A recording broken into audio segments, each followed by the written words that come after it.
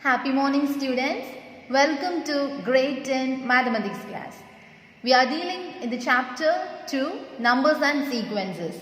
Already we learned Euclid's division lemma and Euclid's division algorithm. And we solved some problems in exercise 2.1. Have you all completed the homework problem? Okay, I thought you got the book back answer. After finishing your homework, you should check with the book back answer. Okay. So today there are three more problems in that exercise. We can deal that problems. After that, we are going to learn fundamental theorem of arithmetic and the related examples and the upcoming exercise also. Okay, students. Shall we start the class now? Let's listen. Exercise 2.1. Question number 8. If D is the highest common factor of 32 and 60, find X and Y satisfying on condition is given. D is equal to 32X plus 60Y. Once again, listen the question very carefully. D is the HCF of. So, highest common factor means HCF. HCF. So, how can you find the HCF of two numbers? In the last class we learned Euclid's division algorithm.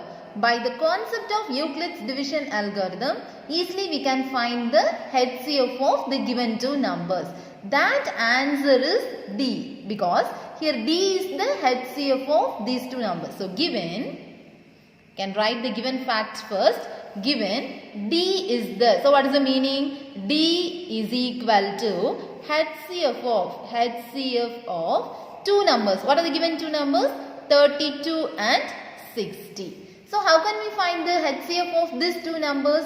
We can select A greater than B such that then we can proceed the following. Okay. Listen, here A is equal to the biggest number you can choose as A. So 60. And B is equal to 32. So we can do the rough work. 60 we can put inside and 32 here. So we should check the possibilities. Okay, students? Okay, when giving to 2 times, it is more than 60, correct? Because 32 into 2, 64.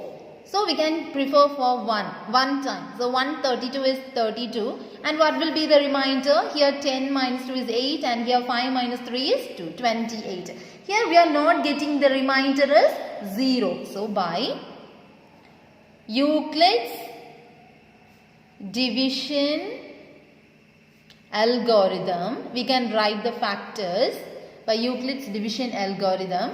This inside number, what is the formula? A is equal to BQ plus R, correct?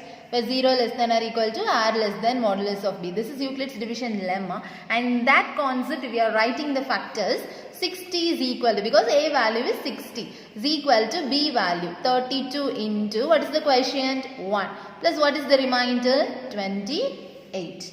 Got the point? Here we are not getting the remainder is 0. So we can proceed the following as before.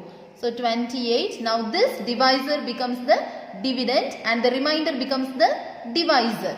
So 32. Again, what is the possibility? When giving for one time only it is possible. So 28. So what is the remainder? 4 is the remainder. Correct. Here also we are not getting the remainder is 0. So A is equal to, here A means 32. 32 is equal to 28 into 1 plus 4. Okay. Then, if we not get the remainder is 0, we can change this divisor into dividend. So, 28. Now, how many times? Whether 28 will come in fourth table? 8 times or 7 times? 7 times. So, 7 fours are 28. Now, we are getting the remainder is 0. So, we can end this process. Now, what is the last step? 28 is equal to 4 into 7 plus 0. So, HCF is equal to, HCF here, D is the HCF, correct? D is the HCF. So, HCF equal to D, which is equal to here, what is the HCF? The last divisor, 4. Therefore, D is equal to 4. D value we got. But in the question they asked, find X and Y satisfying this condition. We need to find this unknown value. X and Y value we need to find. which will satisfy this condition. So we need to find such x and y. Okay, listen carefully. Given 32x plus 60y is equal to d, but we get the value 4 as d. So 32x plus 60y is equal to 4. Listen dear students, here 32x plus 60y is equal to 4, correct? We need 4 in terms of 32, the numbers 32 and 60 only. But here we have 3 equations. So from these equations we are going to write according to this value. So listen carefully. I am marking this 60 is equal to 32 into 1 plus 28 as first equation. And 32 is equal to 28 into 1 plus 4 is equal to second equation. From this second equation, can we get the value for 4? Is it possible? Okay, listen. From the second equation. So second equation implies 32 is equal to 28 plus 4. Correct? So from this value, what is the value of 4? 32 minus 28. But we need to satisfy this concept only. So we need 4 in the place of 32 and 60. We need in this step, along with 4, the numbers should contain 32 and 60 only. But here 4 is equal to 32 and 28. We should replace this 28 in terms of 60. Got the concept, students? Okay, then is there any possibilities? Can we find the value of 28 from first equation? Okay, listen carefully. From the first equation, I am writing here. From the first equation, 60 is equal to 32 into 1 plus 28. Correct? So we need here 32 and 60, the numbers only we need. But here 32 and 28. We should replace this 28 by the equation of 1. So 28 here, what is the value of 28? 60 minus 32. Got it? Now this equation, mark this as first. So first equation we can replace, no? Now in the place of 28, here 28, we can replace it by 60 minus 32. So listen, we have 32 minus 28 is equal to 4. Then we know that 32 minus 28 is equal to 4. But 32 minus 28 is the number we know need. But in case of 28 can be replaced as 60 minus 32. So 60 minus 32, which is also 4. The reason is 60 minus 32 is 28. 32 is as it is. The main reason is we need only the numbers 32 and 60. So only we allotted this format. That's all. So 32, just multiply this minus inside. Minus 60, minus into minus plus 32 is equal to 4. So here we need the format 32 into some number plus 60 into some number. Then only we can find x and y. Got the concept, students? So here don't add this 64 minus 60 is equal to 4. That is the reason. Okay. Now here 32 into some number plus 60 into some number. That format we need. So here 32 how many times it has? 2 times. So 32 into 2 minus 60 equal to 4. Then also 32 into 2. Here see the format 32 into some number plus format we need. So plus 60 into, how can we write this? Minus 1 is equal to 4. Now compare this first equation and the current equation.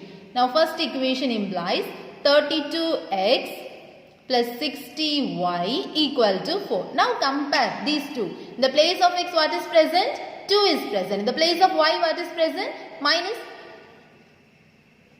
1 is present. So what is the answer? On comparing we get x equal to 2.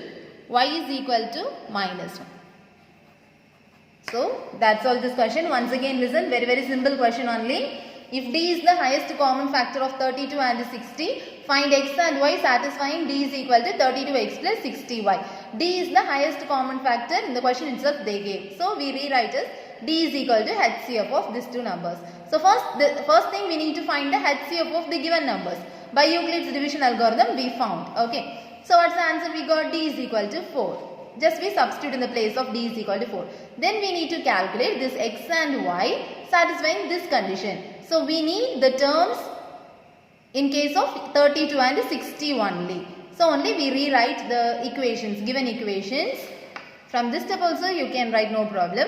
32 minus 28 is equal to 4. We know. So 38 minus this 28 can be replaced as 60 minus 32. The reason is because here 32 and 60, these two numbers only present. So there is no work for 28. We should replace this 28 in terms of 60 and 32. So this is the only possibility.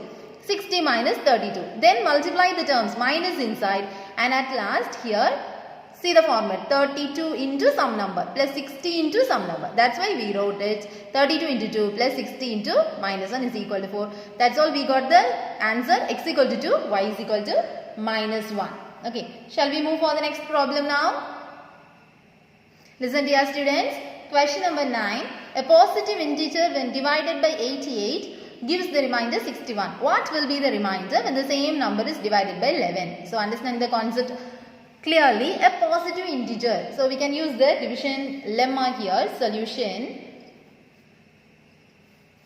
A positive integer. We don't know what will be a positive integer. Only one positive integer. When divided by some number gives the remainder. So divisor is here, remainder is here. A positive integer means some other number. Dividend is we can choose. Let the integer be a. So by Euclid's division lemma, what is the concept? A is equal to BQ plus R. So here a positive integer, we don't know which positive integer. So let it be A. A is equal to, when divided by 88. So B is the divisor, 88. We don't know about the quotient. So let it be Q plus, gives the remainder. What is the remainder given? 61. So 61 is the remainder given.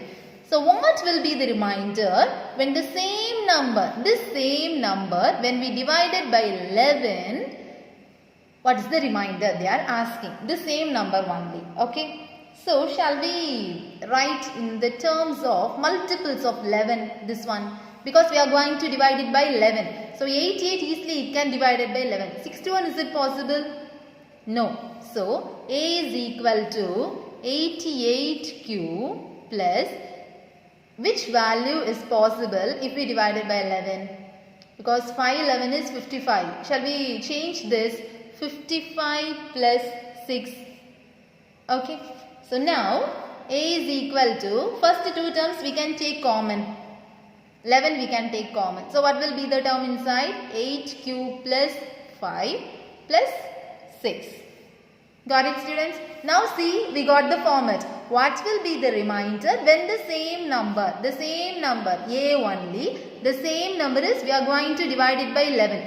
So since it is a multiple, we are not getting the remainder because the remainder is 0. For example, 22 is the multiple of 11. When we divide it by 11, surely we are getting the remainder is 0. Here also this number is the multiple of 11. So in this concept, the first term gets the remainder 0. So what will be the additional term? The 6 only the additional term. So what is the remainder?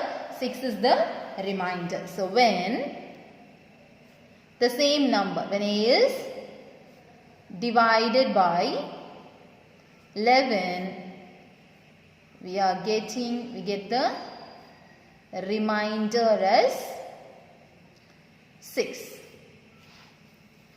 Since 11 into 8Q plus 5 is the multiple of 11, the remainder is 0.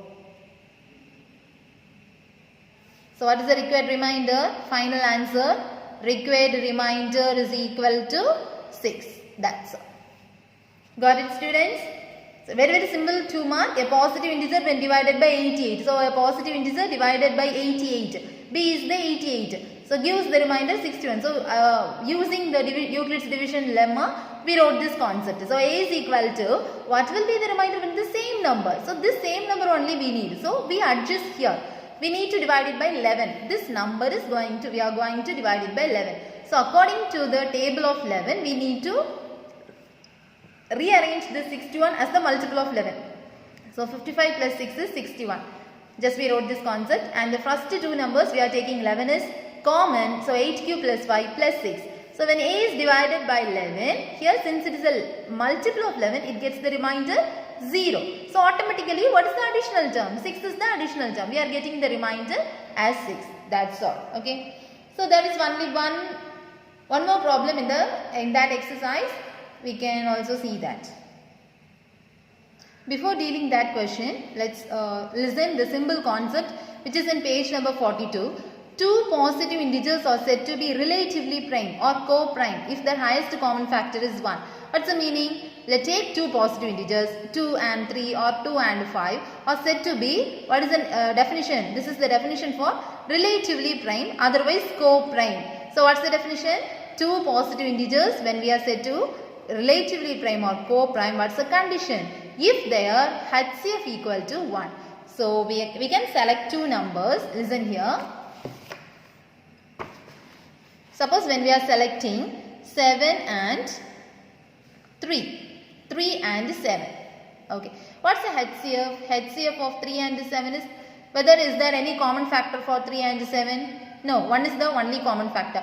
So HCF of 3 and 7 is 1. So we can say these two numbers are relatively prime, otherwise co-prime. That's all. So when two numbers are said to be relatively prime or co-prime, if its HCF equal to 1. Suppose HCF of 2 and 4. What is the answer? 2 and 4 when we are taking HCF? 4 divided by 2, 2 2s are 4, 0. We are getting the remainder 0. The divisor is 2. So 2 is the HCF. Is it relatively prime or co-prime? No. These two numbers are not relatively prime or co-prime.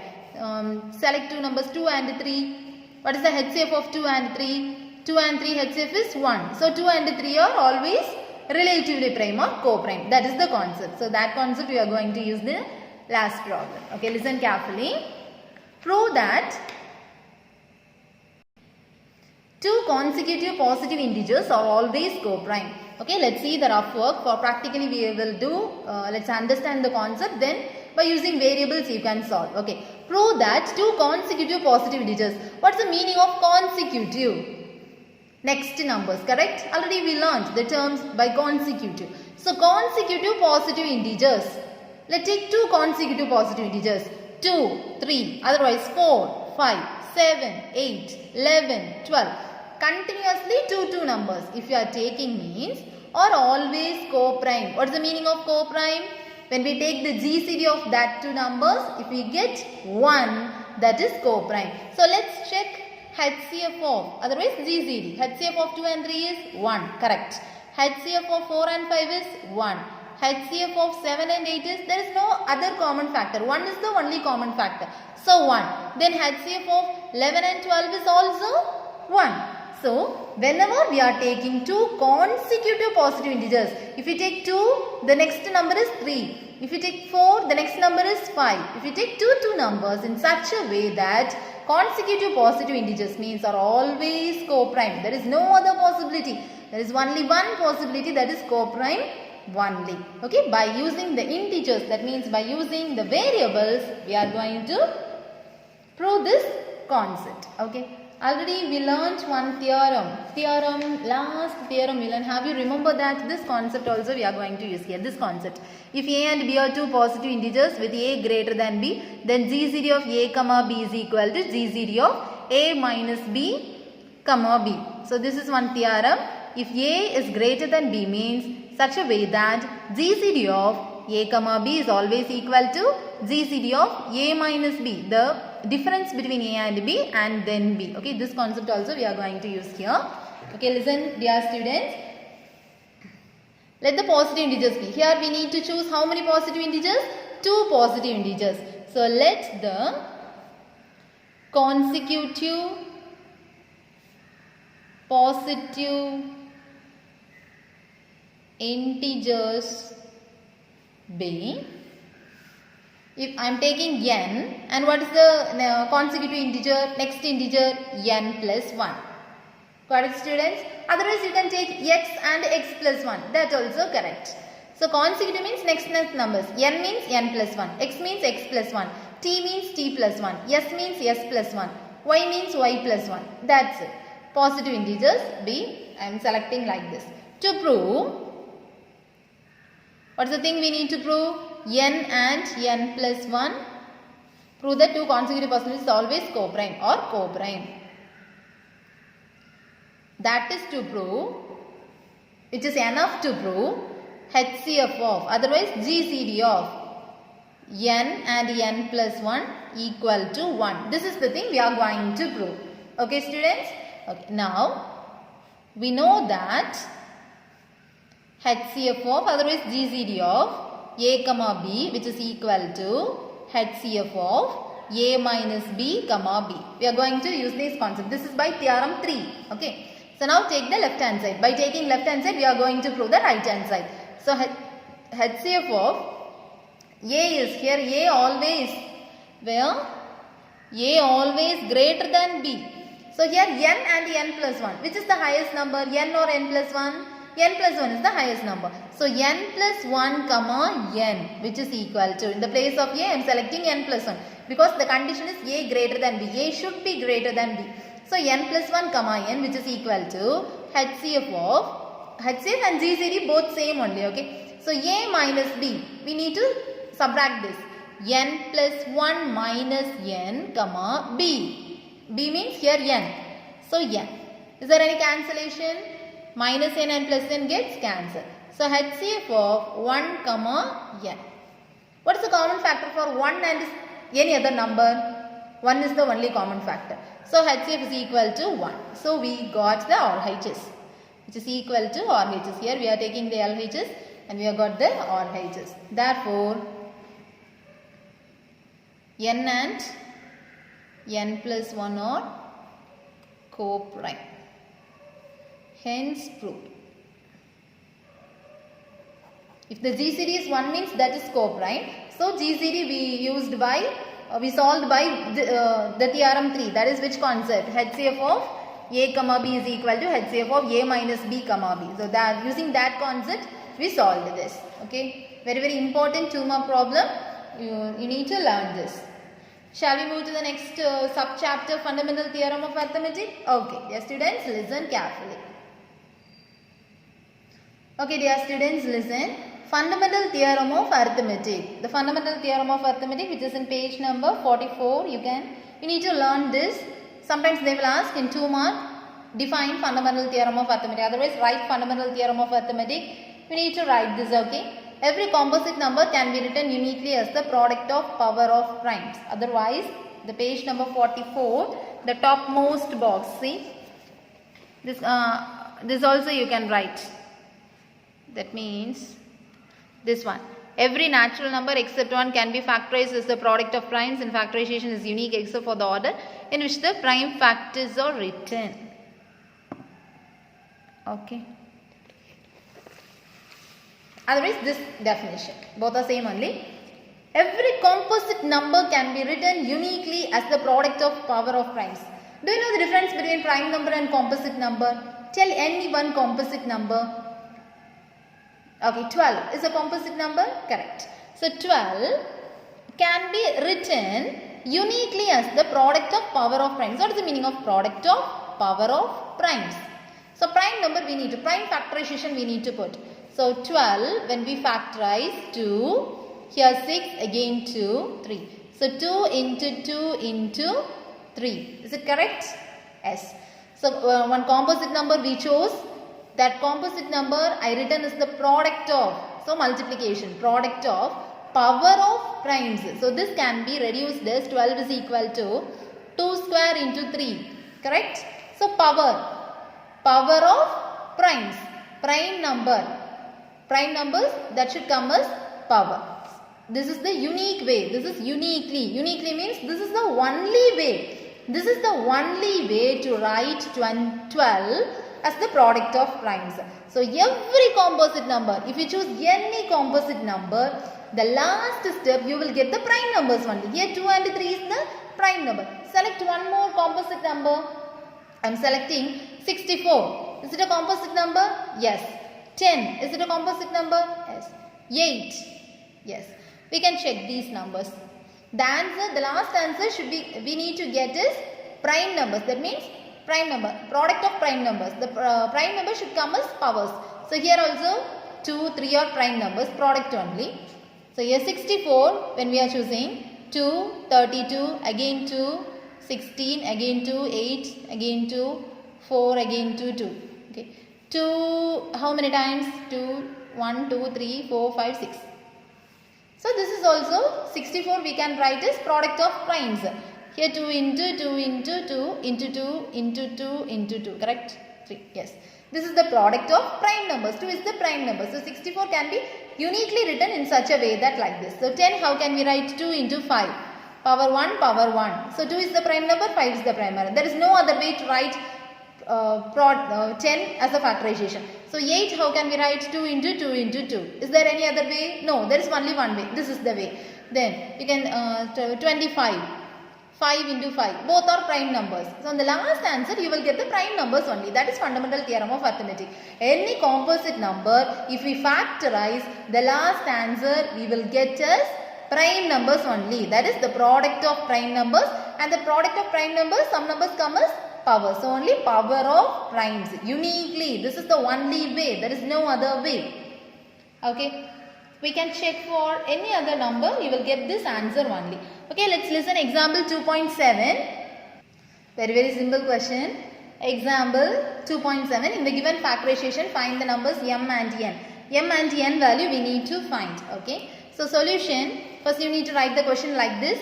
Then solution. Solution also you need to write. You need to draw this tree diagram one more time. So in the box answer we can fill easily. So 3n. Then also 5. One more box. After that 5, 2. Okay. We can move from the last. What's the answer? Here see the factorization. 5 2s are 10.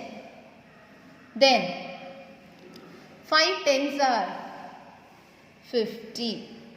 3 into 50 150. And then 2 into 150 300. So that's all. Very simple, no? First multiply this. 5 2s are 10. Because 10 can be factorized as 5 into 2. So 5 2s are 10. Then 5 10 is 50. Then 3 into 50 150. Then 2 into 150 300. Here in the question they ask the m value and n value only. Therefore m is equal to 300. N is equal to 50. The required numbers. The required numbers are m equal to 300 and n is equal to 50. That's a very simple 2 mark. You need to learn this. Okay students? Listen dear students, example 2.8. Can the number 6 power n being a natural number, end with the digit 5? Give reason for your answer. Listen dear students, can the number 6 power n being a natural number, end with the digit 5? The concept is 6 power n, will it end with the digit 5? The ending digit, will it comes 5? So 6 power n, when n equal to 1, 6 power 1 is 6. It is not ending with 5. N equal to 2 means 6 square. In the place of n, you need to substitute 2, 3, 4, 5. Okay, so 6 square is equal to 36. This is also not ending with the digit 5. Okay, then n equal to 3. So 6 power 3 is equal to 216. 6 into 6 into 6. Here also it is not ending with 5. So the only ending number is 6 only. So this is not possible. By practically we are doing with the numbers, we checked. Let's come to the variables. Okay, 6 power n. See, this is the rough work, okay. For your understanding, this is the rough work. The fair work you need to present the answer like this. So 6 power n, which can be written as 2 into 3 the whole power n. So 2 power n and 3 power n we can write. 2 is a factor of 6 power n. Any number, if we multiply by 2, we are getting the even number only. So since 2 is the factor, here 6 power n is always even. But we need the digit 5 means the number should be odd. But any number whose last digit is 5 means, that means odd. 5 means the number is odd number only, no. But here 2 is the factor means we are getting always the even number. So there is no possible way. Hence 6 power n cannot end with the digit 5.